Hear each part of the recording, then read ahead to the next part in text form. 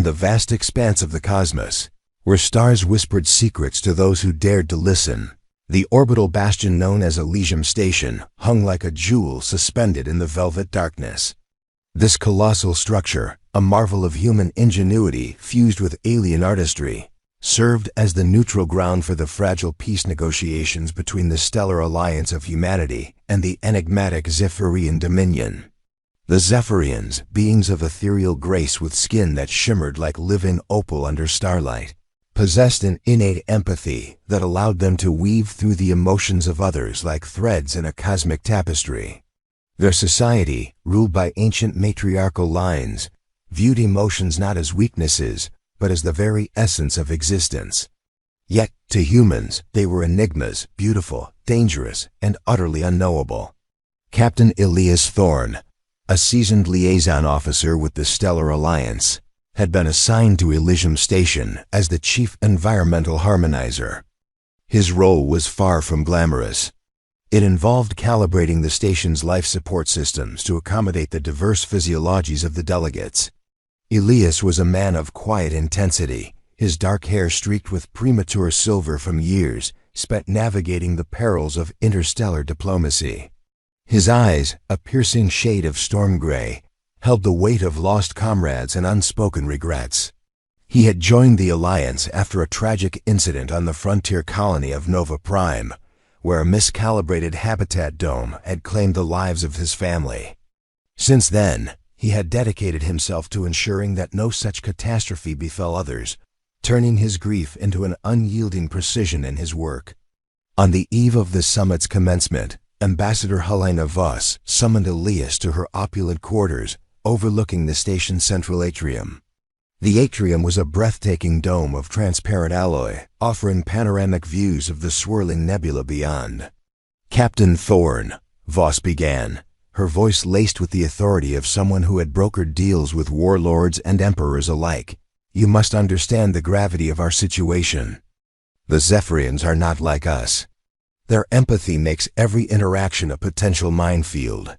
One misplaced word, one errant glance, and we could unravel the threads of peace we've so painstakingly woven." Elias nodded, his posture rigid. "I understand, Ambassador. My duties are clear. Maintain environmental equilibrium without unnecessary engagement." Voss leaned forward, her eyes narrowing. "Especially with Empress Eliana and her daughter, Princess Serafina. They are the heart of the Dominion. Approach them, and you risk not just your career, but the Alliance itself. The Zephyrians interpret proximity as intent romantic, political, or otherwise. Stay away, Captain." "That's an order." As Elias left the briefing, a flicker of curiosity stirred within him. He had studied the Zephyrians extensively, their luminous skin that shifted hues with their emotions, their ability to share feelings across vast distances. But reports painted them as aloof, almost divine figures, isolated by their own power. In the days that followed, Elias immersed himself in his tasks, monitoring oxygen levels, gravitational fields, and atmospheric compositions. The station buzzed with activity, human diplomats in crisp uniforms, mingling cautiously with Zephyrian envoys, whose flowing robes seemed to defy gravity. It was during a routine inspection in the engineering bays that Elias first glimpsed the royal pair. The bays were a labyrinth of humming machinery and flickering holograms, the lifeblood of the station. From a shadowed alcove, he watched as Empress Eliana and Princess Serafina entered the Grand Plaza, their presence announced by a subtle ripple in the air, as if the very molecules bowed in reverence. Eliana was a vision of regal poise, her skin glowing with an inner light that cast soft rainbows across the floor. Her eyes, deep pools of amethyst, held the wisdom of centuries. Beside her walked Serafina, younger but no less captivating, her features a delicate blend of her mother's strength and a youthful vibrancy. Her hair cascaded like liquid starlight, and her skin shimmered with hints of sapphire when she moved. The plaza, moments ago alive with chatter, fell into a hushed reverence, or was it fear? Diplomats scattered like leaves in a gale, creating a wide berth around the royals. Elias felt a pang of sympathy. These beings, rulers of a vast empire, were treated not as equals, but as volatile artifacts to be admired from afar. He wondered what it must be like to live in such isolation, their empathy a double-edged sword that amplified every slight, every avoidance. Shaking off the thought, Elias returned to his console, where alerts began to ping softly. Reports from the Zephyrian delegation trickled in, subtle discomforts, described as whispers in the void, faint disturbances in atmospheric pressure that human sensors barely registered. Elias cross-referenced the data. The anomalies originated in Section D, near the gravity modulators. Intrigued, he suited up in a lightweight exosuit and ventured into the maintenance corridors, a network of narrow passages humming with the station's mechanical heartbeat. The corridors were dimly lit, the air thick with the scent of ozone and lubricant. Elias knelt before a panel, his tools glinting under the emergency lights. As he calibrated the modulators, he detected microfluctuations in the artificial gravity imperceptible to humans, but likely agonizing to the sensitive Zephyrians, whose bodies attuned to the subtle dances of planetary fields. With precise adjustments, he stabilized the fields, watching as the readings normalized. A sense of satisfaction washed over him. This was why he did what he did, bridging the unseen gaps between worlds. Word spread quietly among the Zephyrian aides. The discomforts ceased, and Elias received indirect nods of approval through back channels. Yet he kept his distance, adhering to Voss's edict. 3 cycles later, during a late-shift repair on a faltering environmental recycler in the outer rings, Elias worked alongside his trusted engineer, Mara Quinn. The recycler hummed erratically, threatening to imbalance the oxygen mix. "These old units are finicky," Mara grumbled, her hands deftly rerouting conduits. "One wrong spark and we're breathing recycled regret." Elias chuckled softly, his focus unbroken. The ring was quieter than the core, with views of the nebula painting the walls in ethereal hues. As they worked, a soft chime echoed, the access hatch opening. Elias glanced up, his heart skipping a beat. There, gliding into the chamber with the grace of falling stardust, were Empress Eliana and Princess Seraphina. Their robes whispered against the grated floor, and the air seemed to warm with their presence. Elena's skin pulsed with a gentle golden light, while Seraphine's held a curious tint of rose. Mara froze, her tools clattering softly. "Captain." "We should." But Elias, compelled by an inexplicable pull, continued his work. He couldn't ignore them, not when their empathy might sense his every hesitation. "Your Majesties," he said evenly, without looking up, "the recycler is under repair. It may cause temporary fluctuations." Elena's voice resonated like a melody from a distant world, rich and resonant. "We are aware, Captain Thorne. Your efforts have not gone unnoticed. The voids you mend, they echo in our senses." Seraphina stepped closer, her eyes locking onto his with an intensity that sent a shiver through him. Up close, her empathy brushed against his mind like a gentle breeze, carrying hints of curiosity and something deeper loneliness, perhaps. "You see what others do not," she murmured, her voice a silken thread. "In a sea of fear, you stand as a beacon." Elias met her gaze, the storm in his eyes meeting the serenity in hers. In that moment, the station's hum faded, replaced by the rhythm of shared breaths. He felt exposed, as if she could glimpse the scars of his past. Yet, there was no judgment, only a budding connection that defied protocols. Eliana watched them with a knowing smile, her empathy weaving subtle encouragements. As they lingered, discussing the nuances of the station systems, Elias explaining human engineering with a passion he rarely showed, and Seraphina sharing Zephyrian insights on harmonic fields, the barriers began to crumble. Mara excused herself discreetly, leaving Elias in the company of royalty. The conversation flowed like a river, finding its course, touching on the beauties of their respective worlds. Seraphina spoke of the crystal spires of Zephyr Prime, where emotions painted the skies in auroras, and Elias shared tales of Earth's ancient oceans, vast and untamed. Time slipped away, and Elias realized the repair was complete. Yet he lingered, drawn to Seraphine's laughter, a sound like chiming crystals. "Princess," he said softly, "your presence here. It honors me. But the protocols are chains forged by fear," Eliana interjected gently. "True alliance blooms in the soil of understanding." As they departed, Seraphine's hand brushed his arm, a fleeting touch that ignited a spark within him. Her empathy lingered, a warm echo promising more. Elias stood alone, the recycler purring steadily, but his mind raced with possibilities. What had begun as duty now whispered of destiny, a romantic entanglement woven in the stars. That night, in his quarters, Elias replayed the encounter. The station's viewport framed the nebula's dance, mirroring the turmoil in his heart. He had been warned, but the pull was irresistible. Little did he know, this was merely the prelude to a symphony of peril and passion that would test the boundaries of worlds. The days following that first clandestine meeting in the maintenance ring unfolded like petals opening beneath twin suns. Elias Thorne found himself caught in a delicate orbit, drawn inexorably toward Seraphina, while still tethered to the rigid protocols of his duty.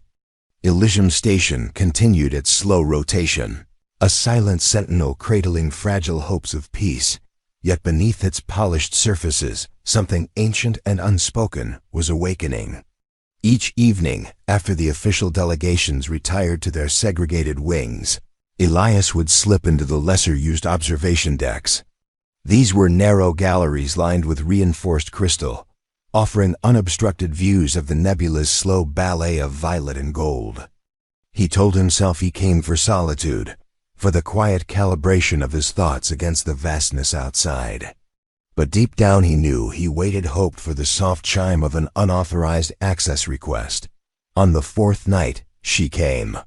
The hatch whispered open behind him, and the air changed.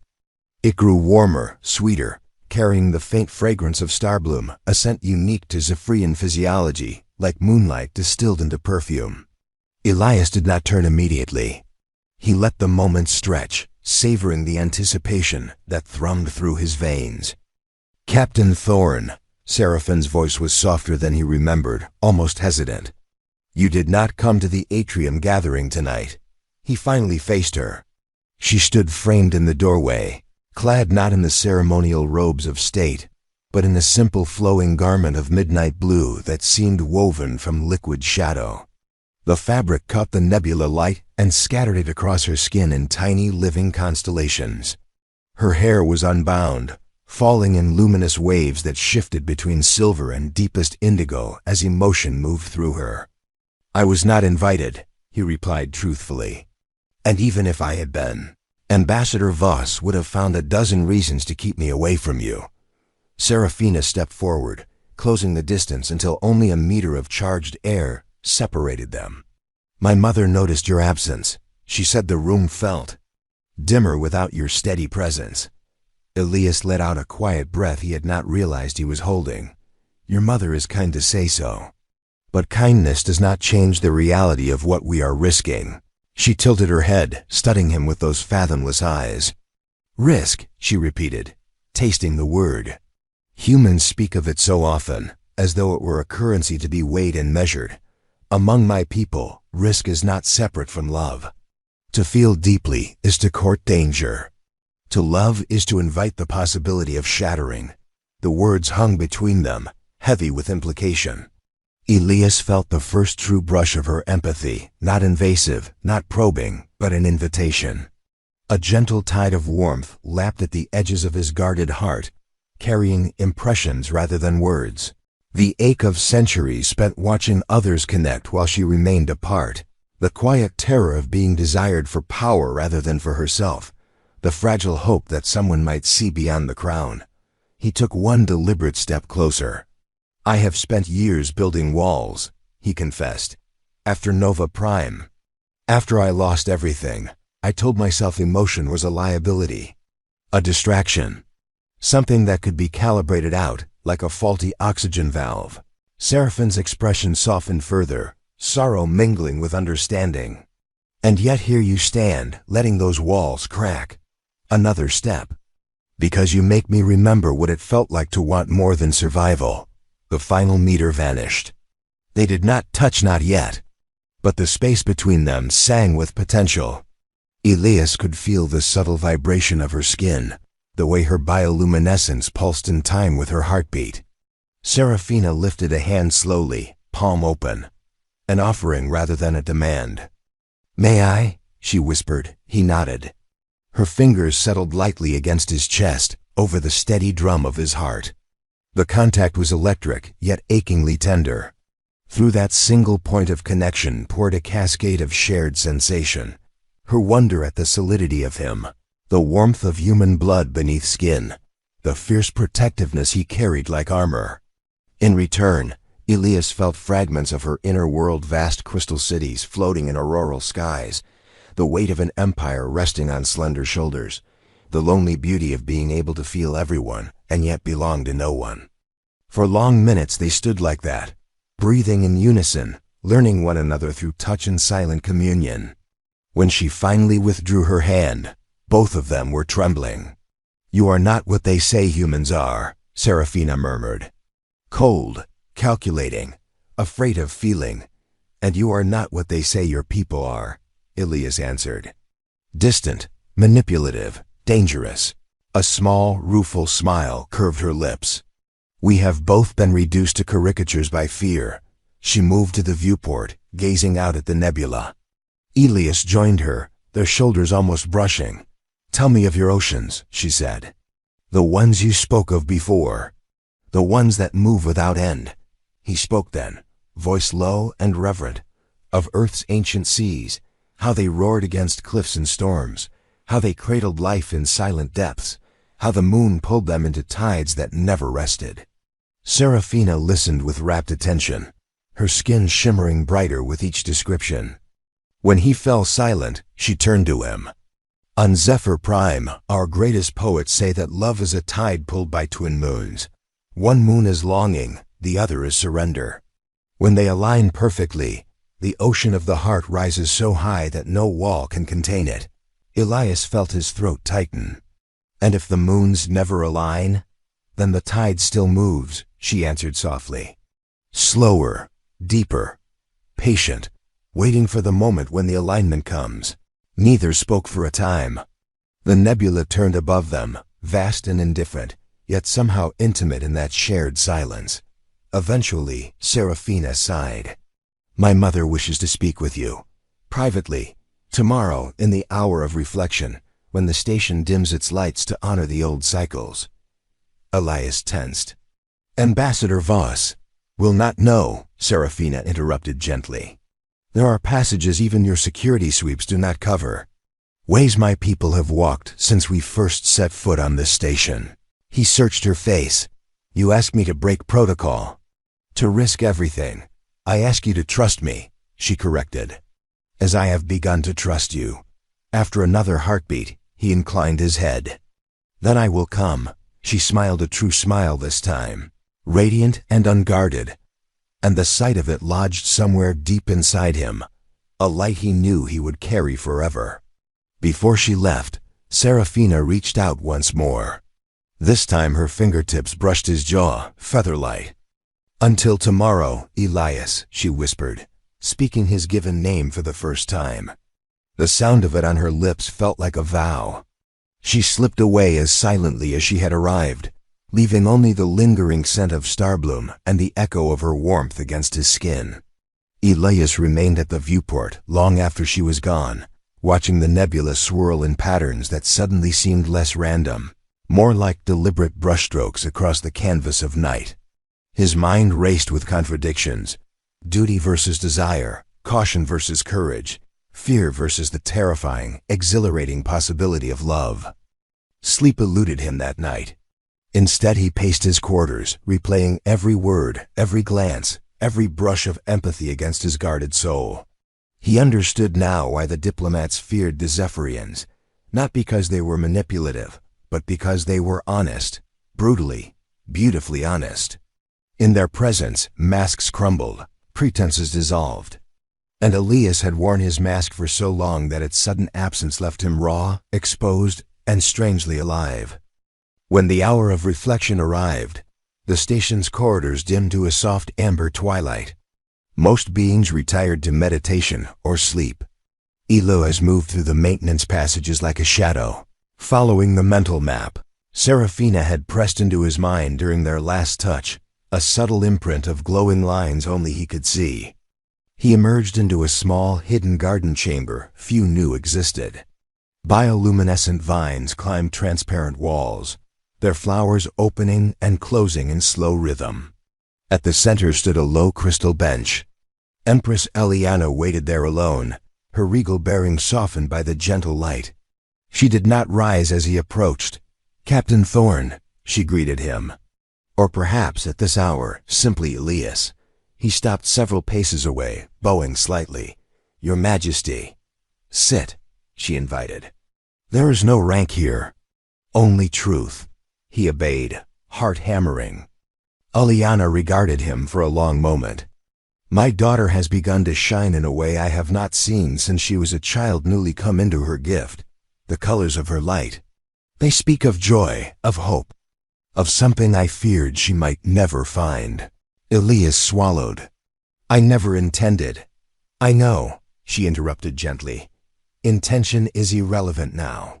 What matters is what already is." She leaned forward slightly. "But understand this, human. My daughter carries the weight of an empire. If you walk this path with her, you walk it beside a queen in waiting. Betrayal would shatter more than two hearts. It would fracture the fragile peace we are trying to forge." "I would never," Elias began fiercely. Eliana raised a hand. "I believe you. That is why I am speaking to you now instead of ordering your immediate removal from this station." She paused, letting the weight of her next words settle. "Seraphina has asked me to allow her to continue seeing you. In secret, for now. I have agreed against every instinct of caution I possess, because I have felt the echo of your heart through hers. It is steady, it is kind. It is wounded, yet still open." Elias felt moisture prickle at the corners of his eyes. "I don't know what I can offer her. I'm not royalty. I'm not even certain I'm whole." Alina's smile was ancient and tender. "None of us are whole, child. We are all mosaics, pieced together from broken things. What matters is whether we are willing to let someone else help us carry the weight." She rose then, regal once more. "Protect her heart as fiercely as you protect this station's air. That is all I ask." With that, she glided past him, leaving the scent of starbloom and the echo of maternal love in her wake. Elias remained seated long after she departed, staring at the glowing vines as they pulsed in quiet rhythm. When Seraphina found him later, slipping into the garden like moonlight, she said nothing at first. She simply sat beside him, close enough that their thighs touched, and rested her head lightly against his shoulder. They stayed that way until the station lights began to brighten once more, heralding a new day. Neither spoke of promises. They did not need to. The tide had already begun to rise. The hidden passages of Allegium Station became their secret kingdom. Narrow conduits lined with pulsing conduits of light, forgotten service tunnels where gravity felt softer and time moved slower. These were the places Elias and Seraphina claimed as their own. Each stolen hour carried the delicious weight of transgression, yet neither could bear to end them. They met most often in the Whispering Gallery, a spherical chamber high in the station's northern hemisphere. Its walls were lined with acoustic crystal that captured and replayed every sound in delicate, layered echoes. When they spoke, their words returned to them minutes later, softer, richer, as though the room itself wished to savor what passed between them. On their 7th meeting, Seraphina arrived wearing a garment of translucent silk that caught the dim, emergency lighting and turned it into liquid moonlight across her skin. She carried no attendants, no guards. She had learned the blind spots in the security grid better than any human technician. Elias waited near the center, leaning against the low railing that circled the chamber's transparent floor. Beneath their feet stretched the void, stars burning cold and steady. "You're late," he said. though his smile betrayed no real reproach. "I had to wait for the shift change in the diplomatic wing," she answered, stepping close enough that he could feel the subtle heat radiating from her. "Mother's aides grow more watchful by the day." Elias reached out, tracing the line of her jaw with the backs of his knuckles. "Then we should make this hour count." She caught his hand and pressed it to her cheek. Through that contact came the now familiar rush of her emotions' bright curiosity, quiet wonder, and beneath it all a deepening current of need that mirrored his own. Their empathy link had grown stronger with each meeting. What once required deliberate touch now flickered between them at the slightest glance. They sat together on the floor, backs against the railing, knees touching. Serafina rested her head on his shoulder while Elias told her stories of his childhood on the edge of the Orion. Arm dust storms that turned day to rust-colored night. The way his mother used to sing old Earth lullabies when the habitat alarm sounded false positives. Serafina listened with eyes half closed, her fingers tracing idle patterns on the back of his hand. When he finished, she lifted her head. "Now you must hear one of mine." She spoke then of the night of falling lights on Zephyr Prime, when every spire in the capital released bioluminescent spores into the sky. The entire population gathered on floating platforms above the crystal canyons, and for one night the rigid hierarchy dissolved. Queens danced with farmers, scholars laughed with warriors, children ran among adults without deference. It was the only time the empathy gift was allowed to run completely unbound, no shields, no restraint. "I was 12 cycles old the last time it happened," Serafina said softly. "I felt every heart in the city at once. Joy, grief, longing, pride, all of it pouring through me like a river with no banks. I thought I would drown. Then my mother found me, took my hands, and taught me how to breathe through it. She said, 'The tide does not ask permission to rise, but you may choose how high you let it carry you.'" Elias turned to face her fully. "And now?" "Now the tide is rising again," she whispered. "And this time I do not wish to hold it back." The kiss that followed was inevitable, yet it still felt like a revelation. Her lips were warm, tasting faintly of starbloom and something sweeter, more electric. Elias cupped her face with both hands, afraid she might dissolve if he held her too lightly. Serafina answered with equal hunger, her fingers threading through his hair, pulling him closer until no space remained between them. Through the kiss their empathy surged, no longer a gentle tide, but a storm breaking over open water. He felt her wonder at the roughness of his stubble, the strength in his shoulders, the rapid thud of his heart against her palm. She felt his awe at the silk of her skin, the delicate tremor that ran through her when he deepened the kiss, the fierce protectiveness that rose in him like a tide of its own. When they finally parted, both were breathing hard. Seraphine's skin glowed brighter than he had ever seen, sapphire and rose and molten gold chasing one another across her cheeks and throat. "I have never," she began, then stopped, a shy laugh escaping her. "I have never allowed myself to feel this much with anyone." "Neither have I," Elias admitted. The admission felt like shedding armor he had worn for decades. They lay back on the cool crystal floor, staring up through the dome at the nebulous slow turn. Serafina nestled against his side, one arm draped across his chest. For a long time neither spoke. The gallery echoed their breathing back to them in soft overlapping waves. Eventually she murmured, "There is something I must tell you." He tensed instinctively. "Go on." The summit reaches its final phase in 9 cycles. If no accord is signed, the Dominion will withdraw its delegation, permanently, and with it, any hope of lasting peace. Elias closed his eyes. "I knew the deadline was close. I didn't know it was that close. There is more." Her voice grew quieter still. "My mother has received an ultimatum from the High Council. If I am seen to be compromised by attachment to a human, they will demand my immediate return to Zephyr Prime, and they will insist on a betrothal to Lord Kelif of House Vera, a match arranged since childhood to strengthen the eastern provinces." The words landed like a physical blow. Elias sat up slowly. "You're telling me they would force you into a political marriage because of us?" Not because of us, she corrected gently. Because of what our connection represents. A queen who loves outside the bloodlines threatens the old order. They fear it would weaken the Dominion's unity.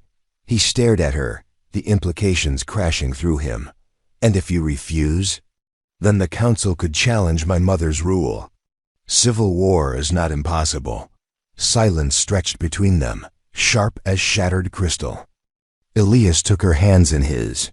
Tell me what you want, Seraphina. Not what duty demands, not what the council fears. What do you want?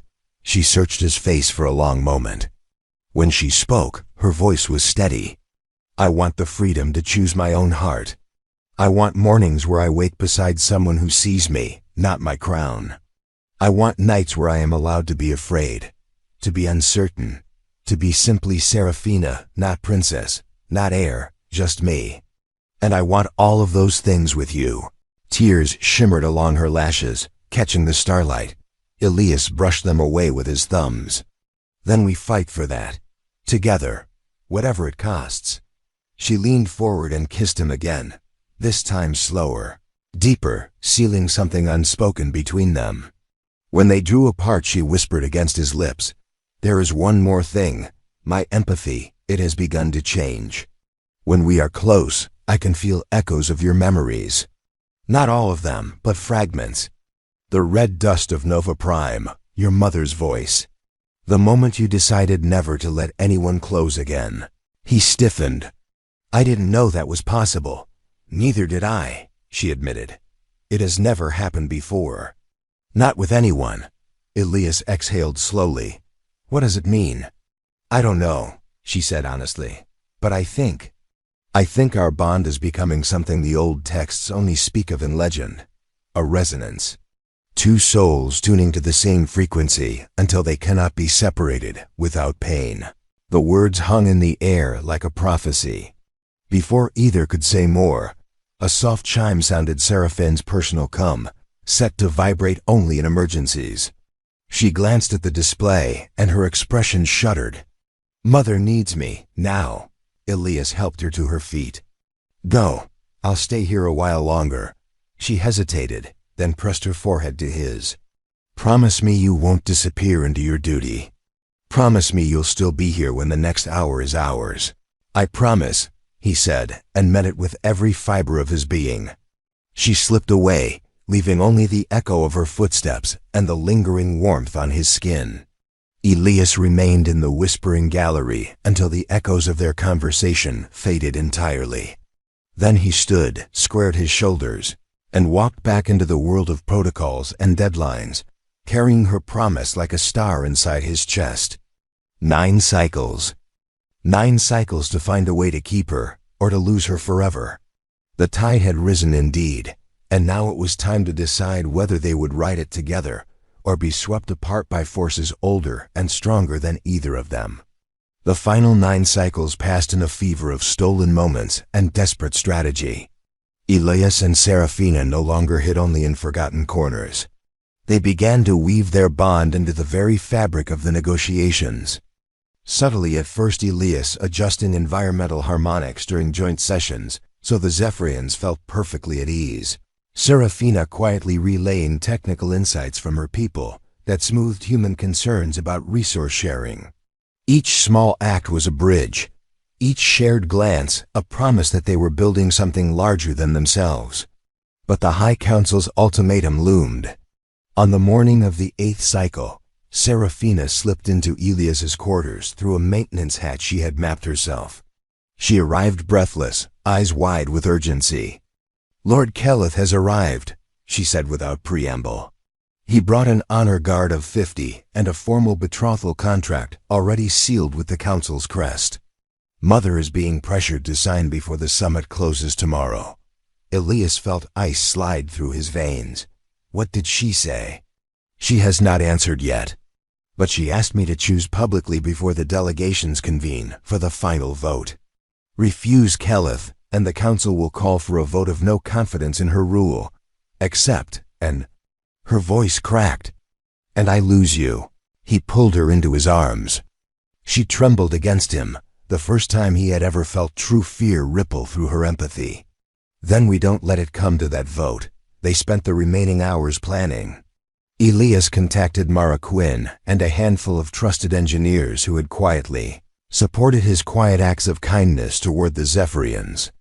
Seraphina spoke with her mother in private, then with the handful of progressive nobles who had begun to question the old rigid alliances.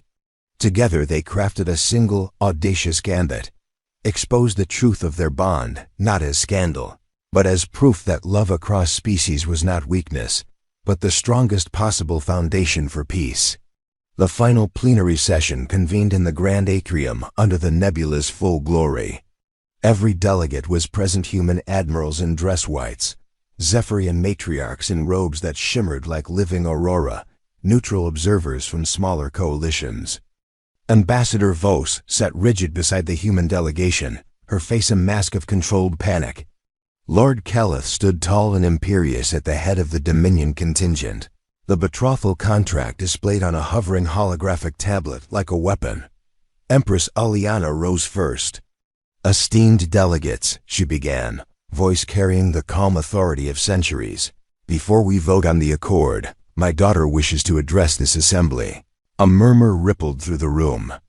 Seraphina stepped forward, clad in a gown that blended human and Zephyrian styles, silk the color of deep space, threaded with threads of silver that caught the nebula light. She did not look at Keleth. Her eyes found Elias, standing unobtrusively near the environmental control dais, and held there. "I stand before you not as princess, not as heir, but as Seraphina," she said. "For too long we have feared what lies beyond our borders, feared difference, feared feeling. Today I refuse that fear." She extended her hand toward Elias. He walked forward without hesitation. Gasps echoed from both delegations. Ambassador Vos half rose, then sank back, stunned into silence. Elias took Seraphine's hand. The moment their fingers laced, her bioluminescence flared, brighter than any had ever seen, colors racing across her skin in waves of rose, gold, and starlit blue. Through their deepened bond, every being in the room felt it. Not invasion, but a gentle sharing. Warmth, honesty, the quiet certainty of two hearts that had chosen each other against every obstacle. "I love this man," Seraphina declared, voice clear and unshaken. "Not for power, not for alliance. For the way he mends what is broken, for the way he sees me when the crown blinds everyone else. Our bond is real, it is rare. And it is the truest proof that peace between our peoples is not only possible, it is inevitable." Lord Keleth's face darkened. "This is madness." "A queen cannot." Empress Aliana raised her hand. "A queen can. And this one does." She turned to the council representatives seated in the gallery. "You demanded I choose between tradition and my daughter's heart. I choose her heart. If you wish to challenge my rule, do so openly. But know this, the Dominion has survived because we adapt, we feel, we grow. And today we grow toward something greater." Silence fell, thick and electric. Then, slowly, one of the younger council members stood. "I withdraw my objection," she said. "The resonance between them. I felt it. It is no mere infatuation. It is harmony." Another stood, then another. The tide turned, not through force, but through the undeniable truth of what they had all just experienced. Lord Keleth's shoulders slumped. He bowed stiffly and stepped back. The betrothal contract dissolved in a shimmer of light. Ambassador Vos rose at last. Her voice shook, but her words were steady. "The Stellar Alliance recognizes this bond as a diplomatic asset, not a liability. We move to ratify the accord unanimously." Cheers erupted, human, Zephyrian, neutral, all mingling in a single roar of relief and hope. Later, when the formalities ended and the delegations dispersed to celebrate, Elias and Seraphina slipped away to the whispering gallery one final time. The station lights had been dimmed in honor of the new accord. The nebula above them burned brighter than ever. They stood beneath the dome, hands still joined. "You were magnificent," Elias murmured. "We were," she corrected, smiling up at him. Together, he drew her close. What happens now? Now, she said, we decide. Mother has offered us both a choice. I can remain heir with you at my side as consort recognized, protected, equal. Or we can step away from crowns entirely, live quietly somewhere between our worlds. A small research station, perhaps. A place where we mend things side by side, no titles, no protocols. Just us. Elias considered both futures, the grandeur and the simplicity, and felt no pull toward one over the other. As long as it's with you, he said, I don't care where. Serafina laughed softly, the sound echoing through the gallery like music. Then let's choose both. We'll serve when needed, retreat when we wish. Balance, like the twin moons. He kissed her then slowly, deeply, with all the time in the universe suddenly theirs. When they parted, her skin still glowed, softer now, steady, like a hearth fire rather than a supernova. Years later, aboard the joint human-Zephyrian habitat, they helped design orbiting a gentle blue world halfway between. Earth and Zephyr Prime Elias would wake each morning to the sight of Serafina beside him, her hair spilled across the pillows like liquid starlight. He would trace the lines of her face, marveling that this was his life, no longer a man running from loss, but one who had found home in another's heartbeat. And on clear nights they would walk the observation deck together, watching twin moons rise over an alien sea, their light aligning perfectly in the sky. The tide would rise slow, deep, patient, and they would let it carry them, always together, always choosing each other. The stars had whispered once of impossible love. Now they sang of its triumph. Se te apagó el phone. Sí. No, se cerró la ventana múltiple. Pero sí lo siento que se va a calentar bien cabrón, se va a apagar todo, güey.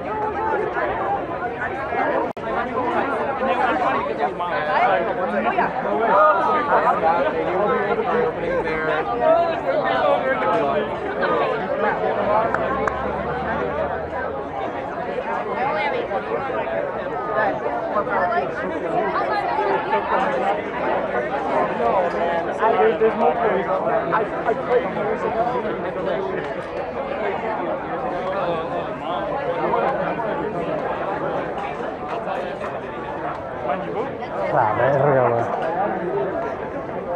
Qué puto calor, mamón. I see a lot of them today. Yeah, where you just had the green apron? Yeah. And the yellow shirt. That shit is gas. That shit is gas. You seen the whole thing already? Yeah. I don't know what Mi vieja Kim, del top. No la vi. Del cofre, no vi, la verdad no vi. Lo bueno que traes ventilación. Eso sí, güey. Foto con la del cabello amarillo ese. ¿Se la viste?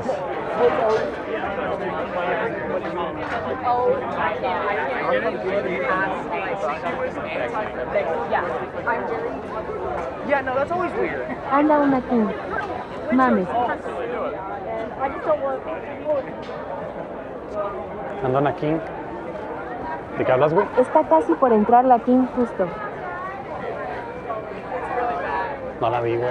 No la veo. No la veo.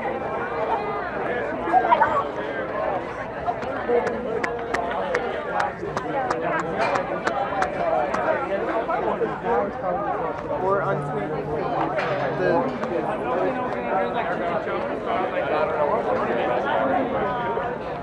I be sweating, bro, dude.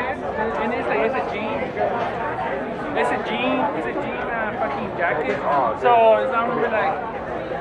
Deja toco la sombrita tantito, güey. No mames.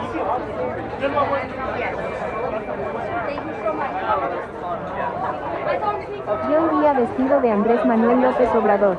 Ese, güey. Ya mero, güey. Por fin, güey. Por fin vamos a ir al baño y a comprar una pinche coca, cabrón. De la verga.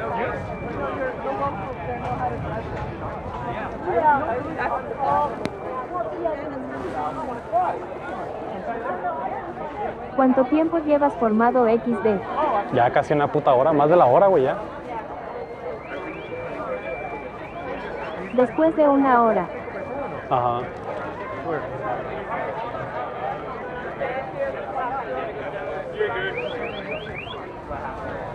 Yo, what's up, man? You need to check it? Mames, lo hacen para que Bueno. tengas calor y compres agua Wii. No he visto una 2B. Te vas a comprar tus calcomanías de $50. That's a PC, don't take it out. Let me take it back right now. Sorry. Yeah. Yeah, just like for the camera, that's it. How much? Like the whole thing. Just like the router kind of. So it was like almost 600, 700. Oh, okay. So, but it's more for like IRL streaming. Alright, thank you, man.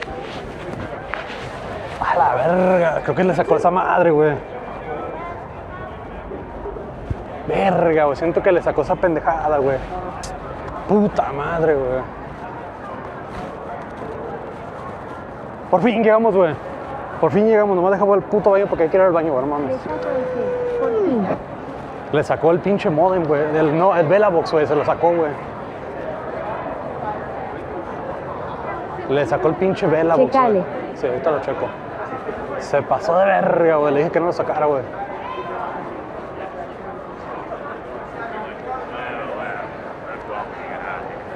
Si se traba un rato. Puta madre, güey. Se logró, ya estamos dentro ese y... Por fin, güey, pero quiero ir al baño, güey. Ok. Voy a ¿Qué desconectar hizo tantito. qué? Es que Otra fila XD. No, ya tenemos el boleto. Por eso venimos ayer. Voy al baño rápido.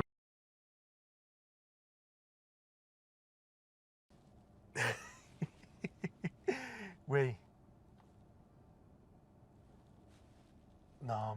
No, güey, no, ya ves, güey. No, está cabrón, güey. No mames, güey, qué... Ay, güey. No, le dije, seguro, carnalito. Sácale el clip, güey. Qué god, güey. O sea, es un carrito de supermercado, güey. Mira. Hijo de su puta madre este güey. A ver si me chinga el poli, güey.